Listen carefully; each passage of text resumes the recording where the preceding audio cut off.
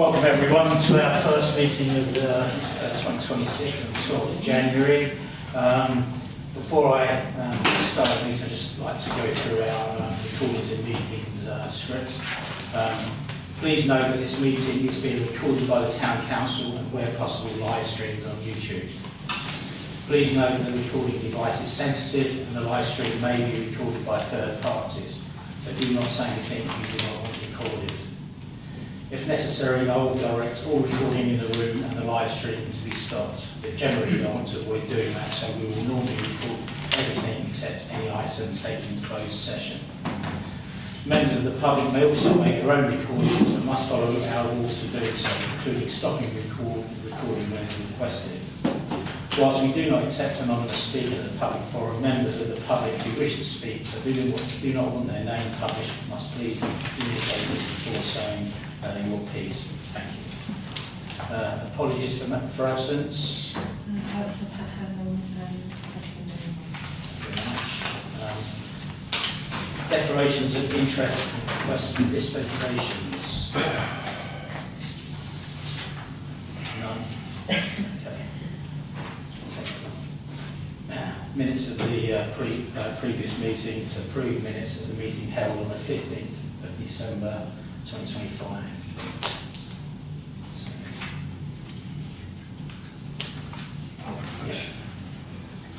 Page 2, 3, 4.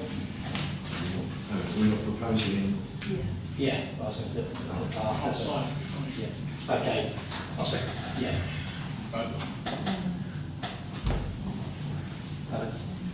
Yeah, all in favour, please raise your hands.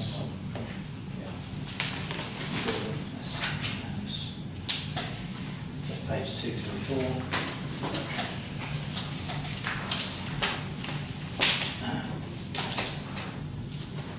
2, 3, 5. Changes will pick up the action points. Yes, we will. Okay. Yeah, we can do that. So matters arising. So the dilapidated buildings, I've done that, but I've done it through my purse house. Oh, right, to make yeah. sure it goes to the right person. Yeah. And he has come back to me to put forward a kind of proposal to have another meeting. Okay.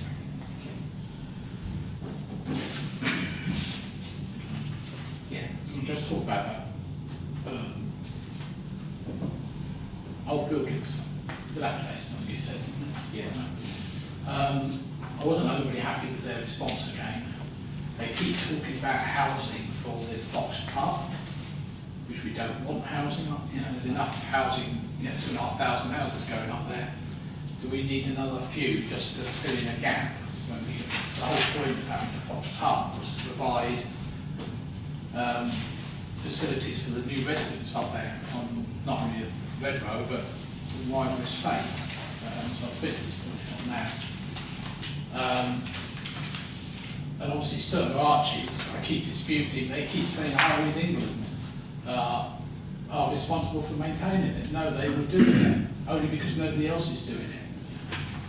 But as far as they're concerned, any costs should be down to the owners. And we all know, I think it belongs to the West Side Council. I still to prove it, yeah. I've 80% proof. Yeah, sort of. So I wasn't overly happy with some of the answers. Yeah. They were stock answers from Yeah. council officers. Sorry, thanks. Yeah. Page 2, 3, 5.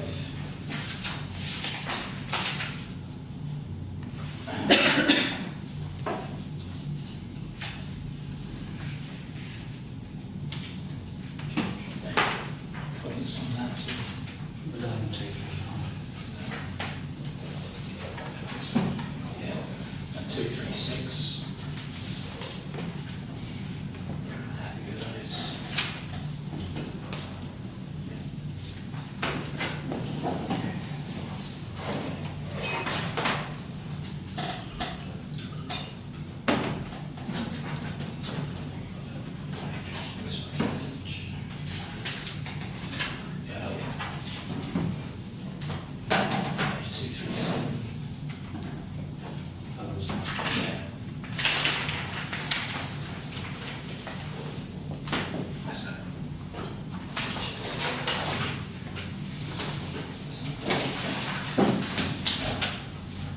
Matters arising. We've covered that with them. Item 5. Great Willsey Park, parcels A9, A14, A15, B2 and E2. And they've got James Bailey from James Bailey Planning Limited and Stephen Lee, Broad Homes, to discuss the Sydney Reserve Matters application. So thank you very much for coming on, gentlemen. It's much appreciated. Okay. Well, good evening, Chair, Councillors. Thank you very much for allowing us to attend and present this evening, which is very much appreciated. My name is James Bailey, and I'm the planning consultant working with Broad Homes. And my colleague Stephen Lee is from Broad Homes, who is the Senior Design and Planning Project Manager. I know that Broad very much value local engagement and that they take consultation very seriously, so we're grateful for the time again this evening. As you say, we're here tonight to talk about Broad Homes phase of development at Great Willsey Park. The residential parcels, as you quite rightly mentioned, are A9, A14 and A15 from the approved illustrative master plan that people will probably remember. It also includes the areas of B2, which is the land for a primary school, and E2, which is the allotment land. We met the Town Council back in March of last year, where we were keen to come and introduce ourselves, and then we met the Town Council again in July of 2025, where we updated people on progress with the layout as we were evolving the scheme, moving towards an application. Throughout 2025, it's fair to say we've had ongoing discussions with West Suffolk Council and also Suffolk County Council. We've listened to the comments that have come our way, including those from the Town Council at the previous meetings, and hopefully these have been reflected in the application that's before you at the moment. Stephen will talk through the overall layout in a little bit more detail, but perhaps in the first instance it might be helpful to explain why there are two applications rather than perhaps one application. I think that to begin with would be very helpful for everybody to set that out. So if you're happy, Steve, if you're okay to pick that up. I'll flick on the next slide, please.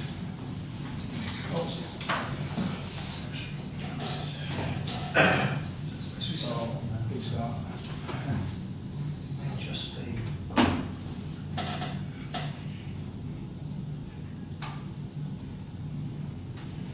see if I can get it from your email.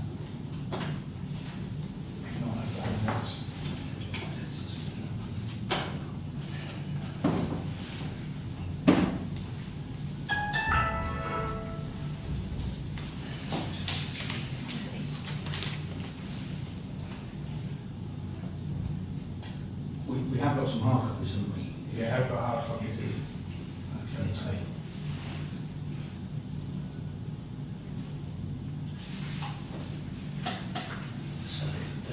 Do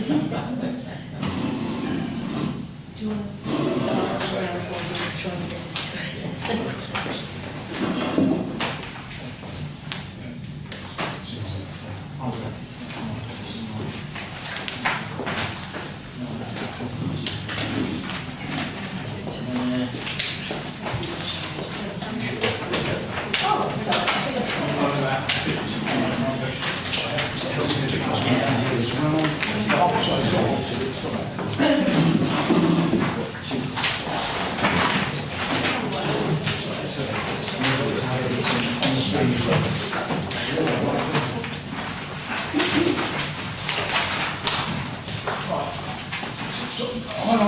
On the slide there is the complete site that has A19, E2, A14 and A15. That was what that sort of extract was just to give you a rough sort of location of where those parcels are located and what law are involved in on that site. If you don't mind flicking to the next slide, what that indicates, that is the whole overall proposed layout there that we hasn't really changed or differed that much from when we sort of spoke back to you in July, apart from the fact that, as we sort of said, we submitted it in two separate applications, mainly what that, if you skip to the next slide, sorry, I'm sort of stupid. This sort of shows this one and the next one, and it basically, because of the red line on the sort of black and white shows the extent of it, and then we've sort of greyed out where. So that is parcel A9. We have separated both the applications basically to sort of how the land deal is sort of structured. So the land deal sort of is structured partly that way due to delivery of services and timings, and actually one application in our own way of splitting that. That one application goes is solely in Blaw's name. The parcels A14, A15 are in Blaw's and Hallam that are the agents of the landowner. As you see up there, parcel A9 has got 95 units on it, and parcels A14 and A15 have 250 units in it. So all in total 345 units. Both applications have been submitted simultaneously. We're sort of hopeful that then, if all going well, they'll be approved at the same sort of timescales. But since we last met, nothing realistically has fundamentally changed. We've sort of been working through part and parcel of probably some of the timing between that is actually going through and finalising some of the land deal, and as in application terms, we've been working up sort of the finer technical details to be able to formalise both applications. Again, what we talked about last time, we had bungalows, of which there are 5% of the total numbers on there. We had them all down in one concentration at one point, where we then spread and bought a few more, what I would say is further westwards, probably close to the entrance of the site. And so there were a few of those dotted around more sporadically, but the heavier concentration of the bungalows still does remain down on that eastern edge towards the country park in the lower density area.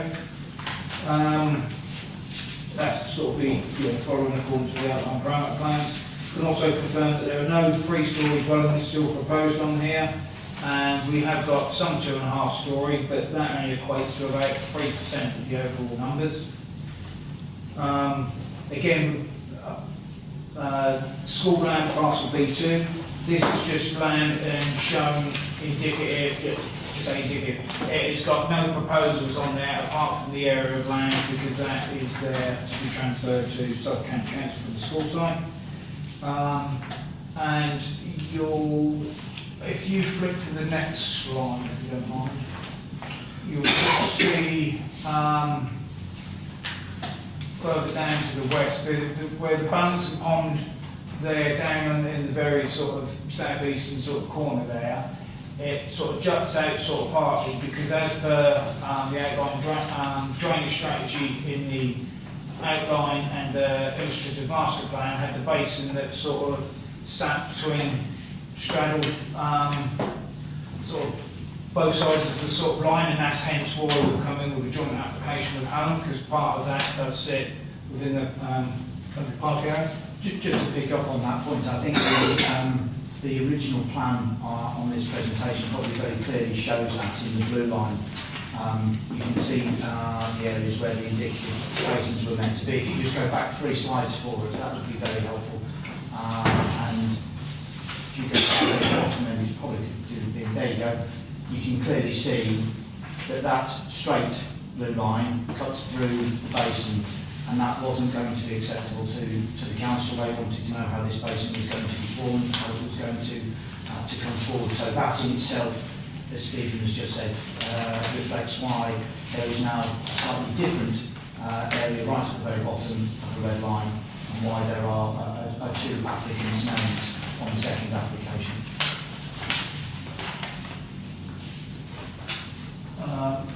Sort of flick through more. As I sort of said, back to them. The proposed scheme, essentially, as I mentioned earlier, 345 units incorporating a mix of 1 to 5 beds with 33% affordable housing overall.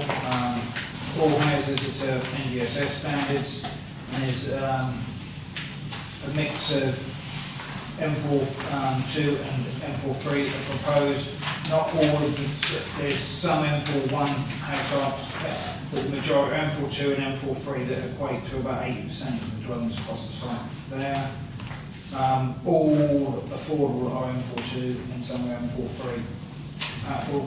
We've sort of broken up even up with our overall scheme. There's sort of 4 character areas that lie across that. They're sort of called in the woodlands where they obviously face the woodlands. We've then got Mews, which is the more probably densely sort of the most dense area, which is almost where the school, where it's opposite school playing field sort of area would be. So that's on A9. The green edges, where we've got quite a lot of them, where we obviously overlook the walk course and the sort of green spaces that we've got that interspersed on the site, sort of east to west, that green line there. And then we've obviously got the main spine that leads all the way through to the site and then to the future sort of parcel. All what we've sort of tried to do with a lot of sort of has created variation with the use of different materials, slightly different treatments on the house types with window styles and different head treatments to actually create variety across the parcels that we are actually dealing with. And essentially, a lot of that where I would say is that being worked through, we've sort of tried to be more compliant with all parameter plans in that manner, and what we've also had with sort of feedback via our workshops with West Suffolk Council in looking at varying render colours and other stuff on key sort of buildings, and what have you, to sort of highlight some focal buildings there. Realistically, that probably goes through. Essentially, overall on our site there is 41% green blue infrastructure. We've got leaps and play equipment across the development.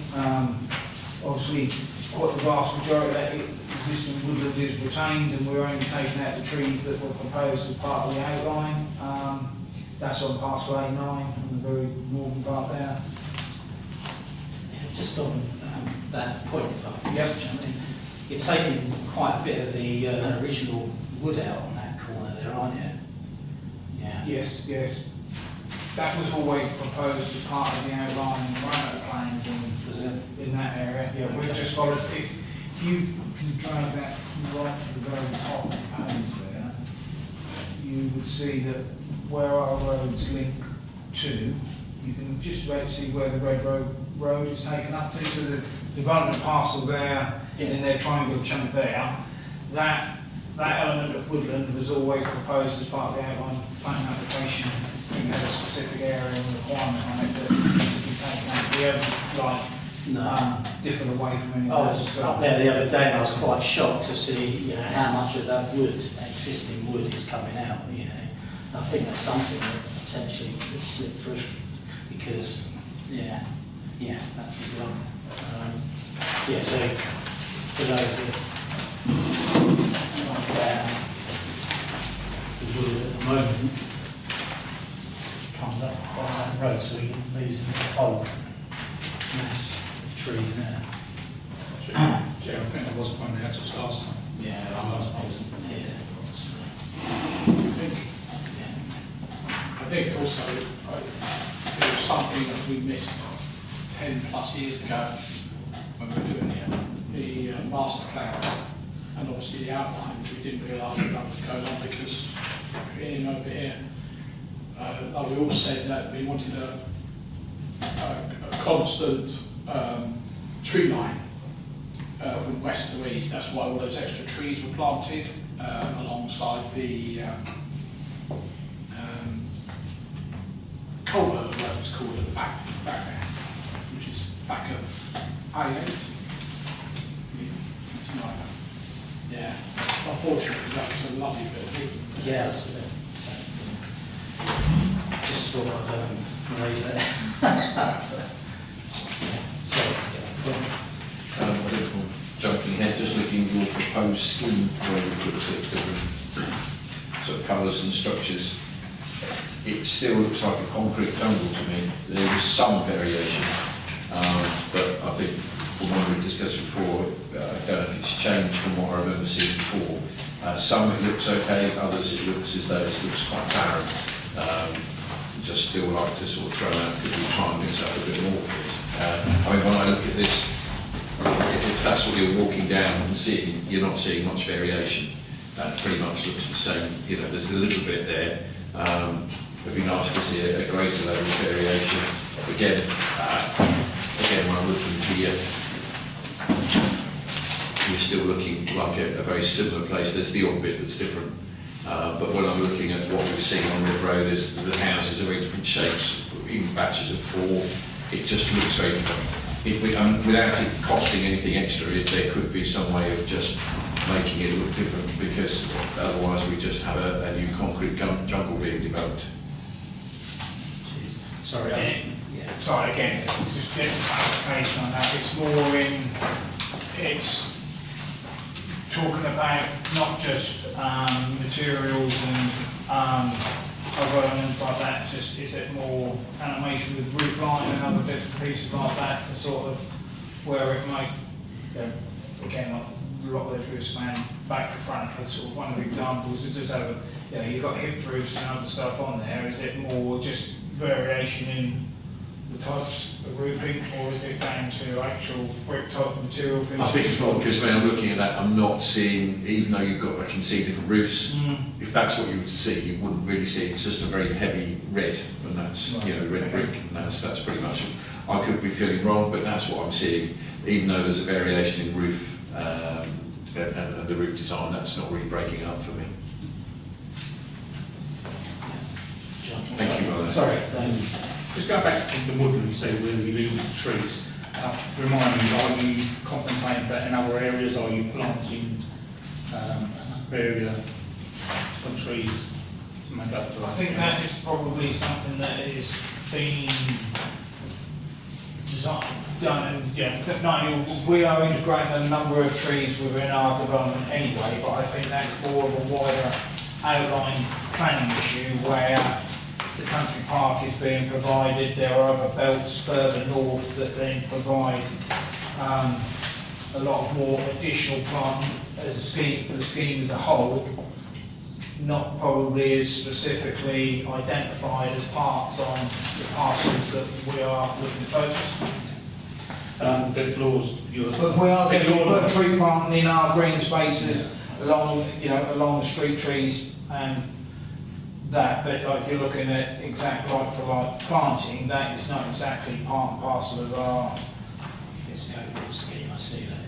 Yes. Sorry. Yeah. Before it comes in, there's also the outline and the master plan there is, and this is under the control of the landowner at the moment. It's not yours or Metro or the other one. Barrett, I think.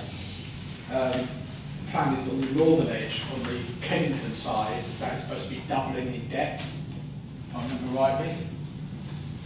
Ian will remember. Ian's got better memory than me.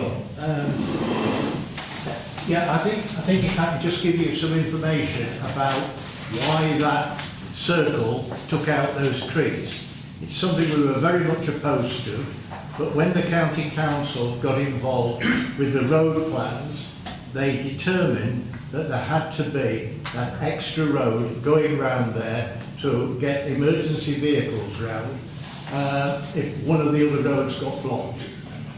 And that's how that came to be lost. So I don't think it was an oversight. I think it came in for a reason. That stands to reason actually in the conversations we have had with West Suffolk, because there was talk about whether that road in itself should even be a through road, loop road. That was what they were questioning, whether we should have actually, at the Red Road side, actually go to a turning head in ourselves. And then we were like, well, we're following the parameter plans, and when you actually look at it being a primary street, and I think it was classed as a primary secondary street from memory, because it was a dotted dash line there, that we came to that exact conclusion of realising that actually that is that secondary route for, I'm assuming, because of the spine road looping all the way around, you've got the school site, it is that emergency vehicles secondary loop there. So I think that's exactly the reason. This young man here has mentioned it's about secondary access in there. I think, again, one of the things just to outline to people, because it's probably worth mentioning this specific area now. We know that there was concerns here. We're picking up from the outline.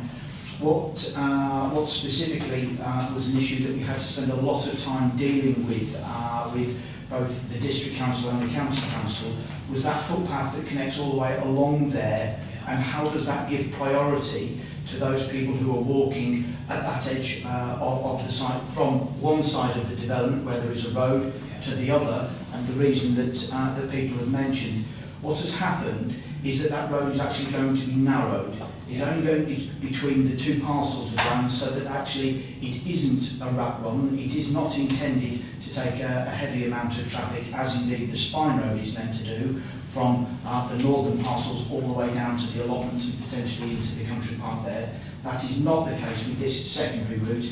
It is purely meant to be for emergency access. That clarifies that. It's just that I was up there a couple of weeks ago and I was quite shocked to see that, how, that big corner of trees were coming out, and it's a big amount of trees. And they're quite mature trees. I was sort of quite shocked, even though I have been involved through this. It's something that we can actually see on the ground. And by the way, this is Mr. Ian Johnson. He's been involved. He represents a lot of the residents that live up near to there, and has been involved in this for 15 years. 20 It was years. 10 years ago, I think, in the Echo. Yeah. Earlier this week, yeah. Yeah, Ian's been, so. Also coming back to it's something I think Councillor Burns raised, was going back to the school, which I know is not necessarily yours, but it was mentioned about trying to have some sort of turning area where there could be a drop-off area, because otherwise you may end up having a huge parking problem going along that road. So I don't know if that was looked at or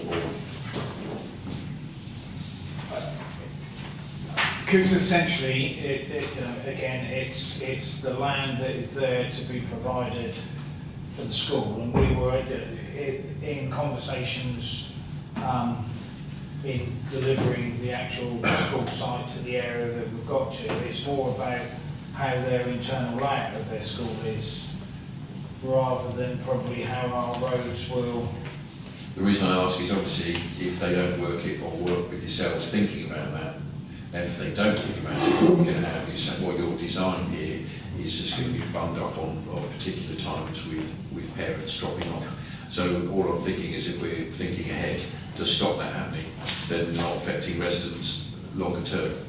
Because that, we all know that we see it on all our primary schools during drop-off points, it can be utter chaos. So it's trying to preempt that becoming a chaotic problem, which I understand what you're saying. I'm not saying you're accountable, but if we were working with them to try and make sure that doesn't happen long term, that you've said, look, we've put this in place, you need to be aware that if you don't use this, then, because I can see there's a sort of entrance, they could either have an exit coming out somewhere else, but it depends how much land they're going to need for the actual school, as opposed to a dropping off point and stuff. But it's just raising it, and I'm not holding you accountable, but just raising in advance that if you were working with Suffolk County Council to make them aware, are they thinking ahead to work with yourselves on that?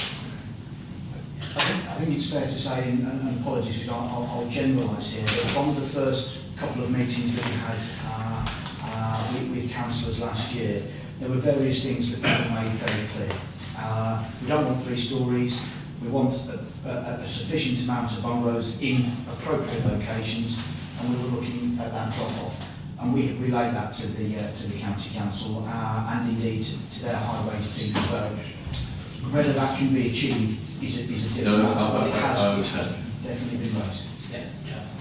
Yeah, I don't know if you've finished, Stephen. I think generally it was a sort of no, I think where we are. I think Joe was right. The meetings we had, I didn't like that when I go there were. They were very good meetings. It's a bit like Red Rose, it's the same sort of responses. We really work together. I love the fact about bungalows and all that sort of stuff. I'll go into that. One thing you mentioned on the southeast corner about the into the taking the blue line around the outside. One of the things I mentioned, I think at the first meeting, was there was a pumping station proposed down on that southeast corner. Yes. Underground pumping station. Yes.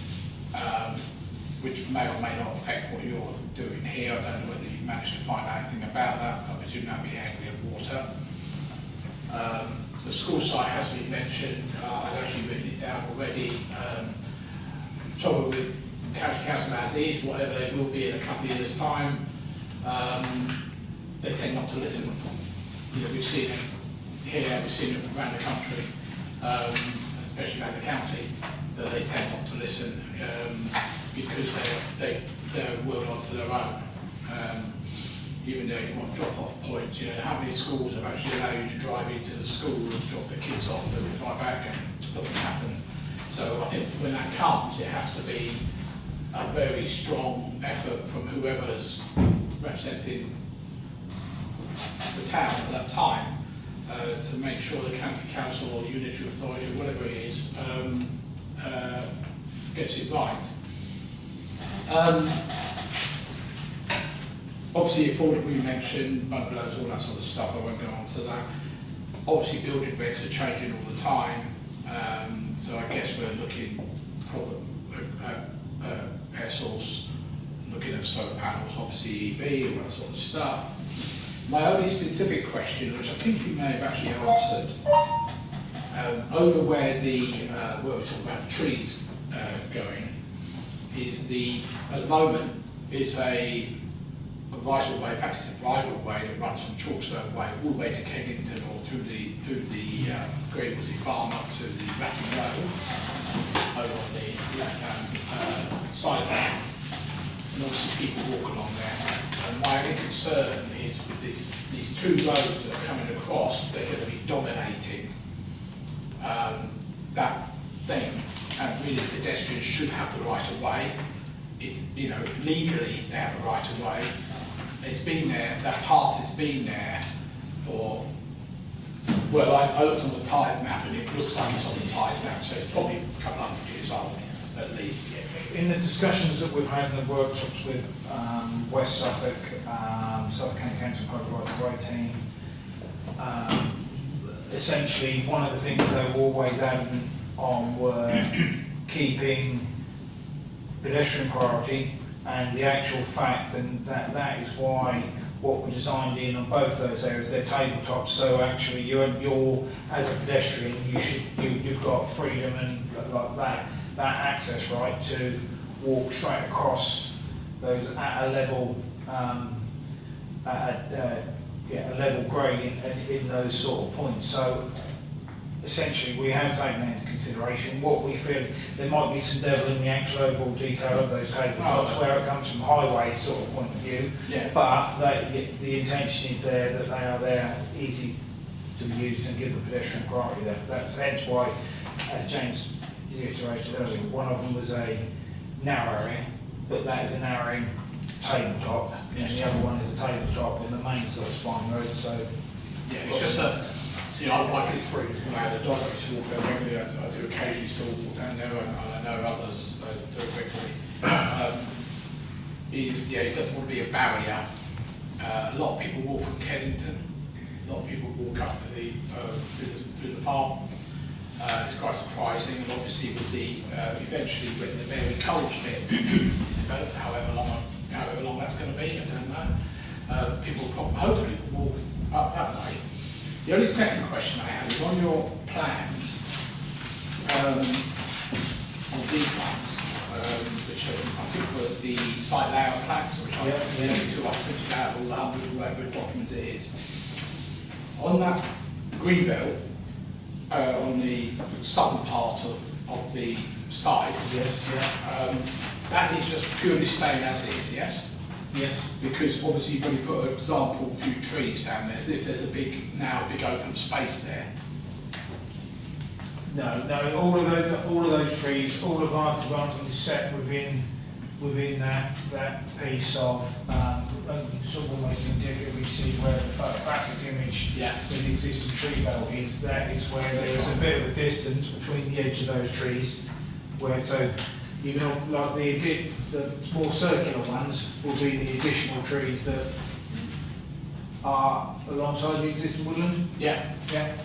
So there's no I just further wanted trees to come come back back as I there. saw this and I thought, hang on a minute, we take all Yeah, I the think trees we've out. got some trees where the right of way bit comes through. There might be a little bit of, I think that central one there. Yeah. I don't know whether there's possibly, as part of the tree, but there's a couple identified to sort of come out there, Okay. just to clear, to ensure that the actual access route is And the clear and route, maintained through there. well, that's good. And the route that's basically between your two sides, A9 and whatever the other one was, which is, yeah, there's a load of trees down here. There's basically a route up there, isn't there? Yes, there is, yeah. That's staying. Same, yeah. Yeah, that's fine. And are there any plans, I don't know, between you and maybe Redrow, I don't know, this footpath that I was talking about runs from Chalkstone to Kennington, is there any plans to make it a bit more formal? At the moment it's basically a mud track. I think there's going to be, and it's a little bit more on, I have to need to remind myself of what there is on the actual section 106 in terms of upgrading of. This is how you used to put gravel down, not gravel, But they're just in the sort of workshops, and it wasn't actually confirmed exactly what surface and materials or anything else like that, or whether it is going to be more holding or more secure and certain, you know, or more, I suppose, hardware and sort of surface Yeah, material. because if you Because walk it from currently Chalkstone is- down, it's a bit concrete here, you know, but as you get towards the end, you know, winter time, if it rains, it's a quagmire as you walk down there. So a lot of people actually walk up onto the grassed area that's over here to get round it. But you've got to have roads going across it, so I'm hoping that won't happen. Yeah, I mean, I Maybe think a discussion between that will 100% be confirmed, like once as the consultee with the public rights team. There's already awareness and certain ideas of what they want in what wants to be a bit more of a formal service rather than just a main path, essentially. I think it will become slightly more formalised, but not to the extent that it's 3 people wide. exactly. The nature of the ability for people to continue to use it has been very key from the rights of way and the highways team. How that's formalised in terms of the exact detailing will probably come out in the wash of the application process. But I think it's very fair to say that it won't become something that has got a black surface across there, if that was a concern. No, but I think it probably needs a... But it's quite a well-used route, and obviously when the development occurs up there, there's going to be a lot more people using it. So this time of year, it's all clay up there. As you know, what's like up there, it's set up as a quagmire. Yeah. So I'll take 2 more questions, and I think from Dave and Quinn.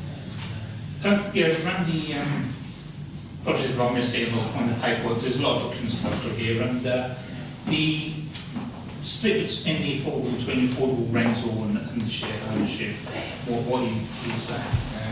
And if I read it right, also, they seem to be clumped into one little part of the site rather than spread around.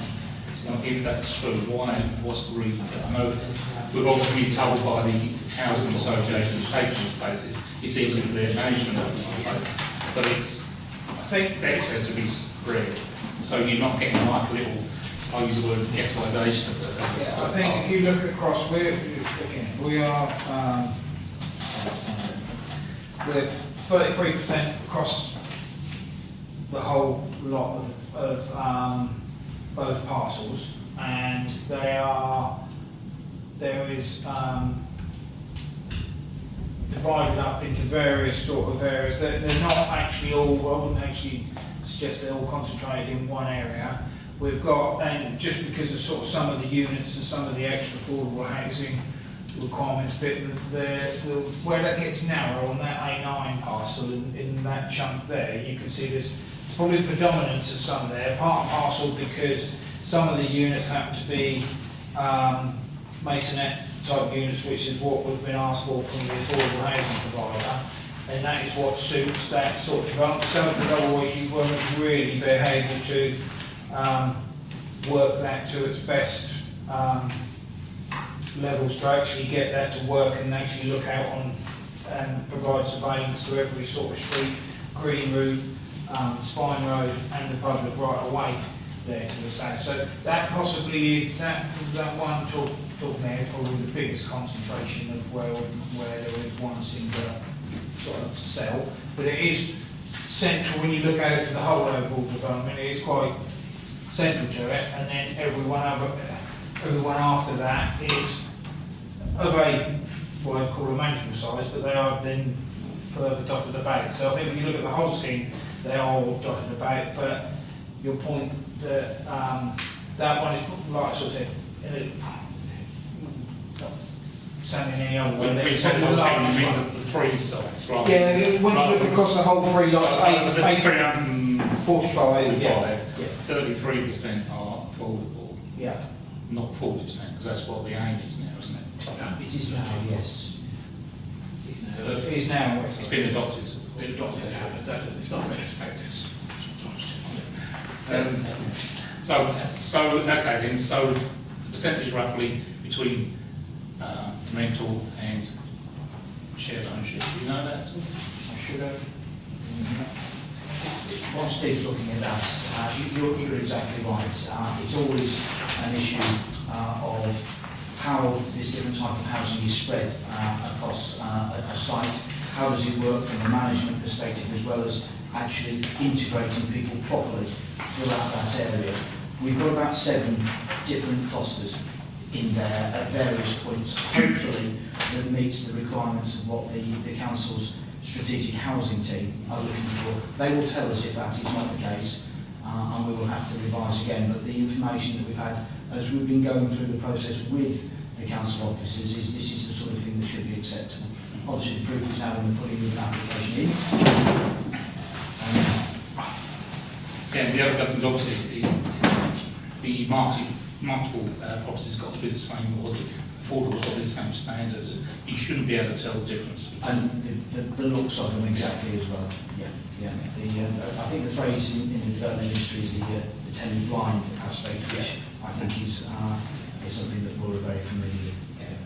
And what, I don't know if you've got them there, Steve. I just wanted to apologise. I think that where Councillor Burns is coming from is that when this is the problem with plans and how it doesn't convey messaging, when you're looking at a simple black and white plan, the areas that you're looking at, what's actually in there, are the trees missing. And when you go back to the actual coloured version, that is where the trees can be found. So apologies if that was... That's all right, no, that's fine. So what I was just going to go back on that point, out of that around 45 there's obviously 33% being affordable units. That equates to 114, of which 91 affordable rent and 23 are shared ownership. So it's about 80-20 split. Yeah. One last quick one for myself. I did mention the last time we were down around the allotments to make sure there's a water supply down there. Are you going to be doing that? Yes, we are. We have we've taken sort of the road access and everything sort of to that, and to then obviously give area for parking and that. So yeah, so there'll be a water supply down there because well, John, if you're asked about that. Yeah, very quickly. I talk about the affordable housing side. We've got 33%. Obviously, we know that A1, A2 was 20-something%, A8 was 30-something% to make the 30%. Have the council said to you where somebody else is going to only do 27%? It's not quite as you've described. No, I know, but you know, it's the whole site. So if you look at the way the 106 is structured in forward, sorry to step in here, but the first 850 units in the site that comes forward is at 23%. And then it ratchets up. So then the next 850, I think, is at 33%. Okay. And then it goes beyond that to the final development. Okay. So it depends on at what point in the development process and the quantum of development that's been delivered as to what quantum. Yeah, I remember that. It was just what I didn't know. Yeah. You were merging the two systems, if you like. You know, that's okay. This is all about just depends. It's probably it's sort of like tapered amounts of figures that come forward. If the lay developments don't get built, then you're losing all that affordable housing. That's my worry. Yeah, fine. We'll wrap this up now. Juncture. Thanks very much. Well, you'll be staying for the application anyway, James and Stephen.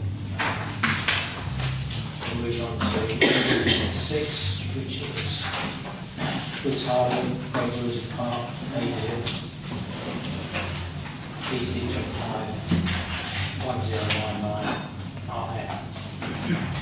Harry Miller and Chris Allen to discuss comments and concerns raised by the Town Council of the above applications submitted by Redwood Homes, letter setting out the rate position regarding parcel A3 and A5 in circular to Jacob. So, yeah, thanks for getting that out to us.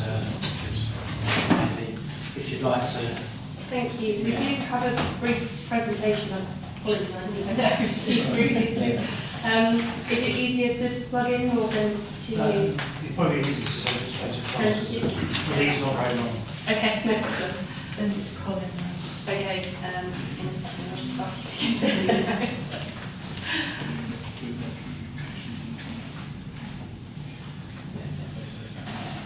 Good meeting. Yeah. Well, before we go ahead with that, can we can shuffle things around, do the application now, so hang around, see if that's okay. So we move on to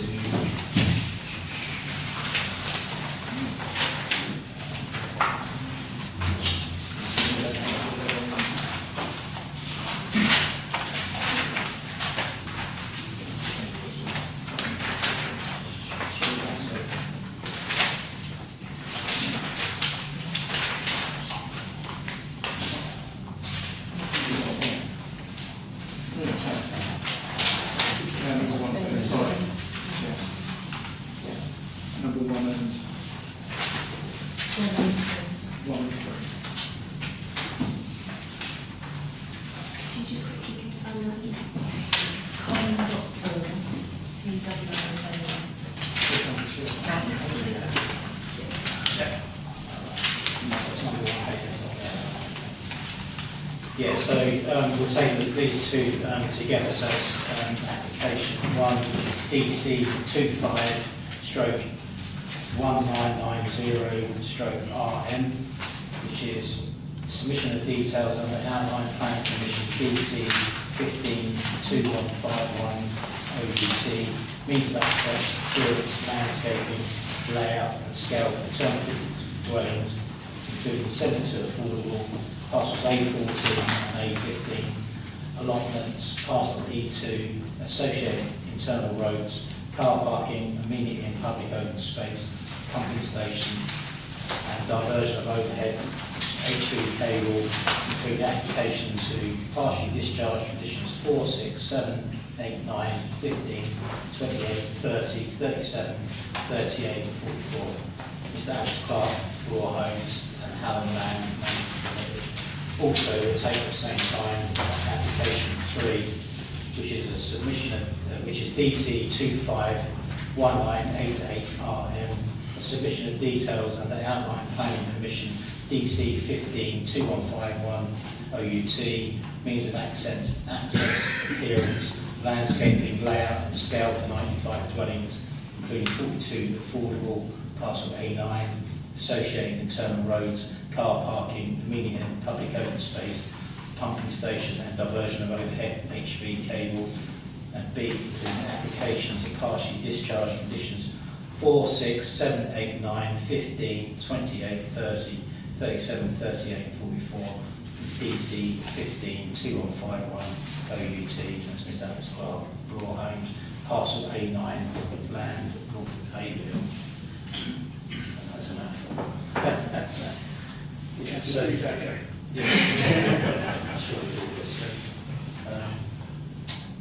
Anyone? Propose. Yeah. Actually, I think Mr. Johnson can speak, so Ian, Should would you I like to- speak at this stage? Yeah. I've got two particular points to make in terms of the development. The planning phasing originally in the Hallam Land Management Plan was to go for 3 phases, phase 1, phase 2 and phase 3. Now, when we discussed it, we discussed having the country park laid out as early on as possible so that trees and the infrastructure could be developed and matured. We ended up settling with an agreement that it would be done at phase 2. So there was a pretty picture done, phase 1, phase 2 in yellow and phase 3 at phase 2, the country park. In the middle was phase 3, and the idea was that the country park would be developed before anybody moved into the phase 3 of the development. However, when we now have this plan for further development for floor homes, etc., we've got a situation where they're taking up part of phase 2 and part of phase 3. And the part of phase 3 actually butts onto where the country park will start. So my appeal to you is to say that we should have the development of the country park before phase 2 commences, or phase 2 and 3 commences. So I'm going to ask you whether it's possible for a condition of acceptance of the development would be that no houses would be built until after the country park has been planned, developed and the trees planted. So that's my first point. My second point is that the original development concept for phase 3 of the, which is parcel 14 that we've been talking about, sorry, parcel 15, which we've been talking about, the idea was that the housing will be sympathetically blended with the edge of the tree belt. But I think most people would assume that means that it would be low density housing with gardens fronting the trees. But in fact, when you have a look at the original concept that was produced, this is Hallam Land Management, they produced a plan where the lowest density was going to be along the bottom edge and along the tree line. Now, I've heard today that when you're talking about putting affordable housing in, as you develop on and on and on, more of the affordable housing gets put into the later stages. And it appears that's what's happened, because I can see that the plans show the highest density of the housing would be along the edge of the tree line and down to the bottom corner there, inside the blue. So that doesn't really, to me, look as though it's the most sympathetic way of blending in towards the woodland. And it's moving away from the original concept, which was low density housing, to high density housing. Right, thank you. Thank you.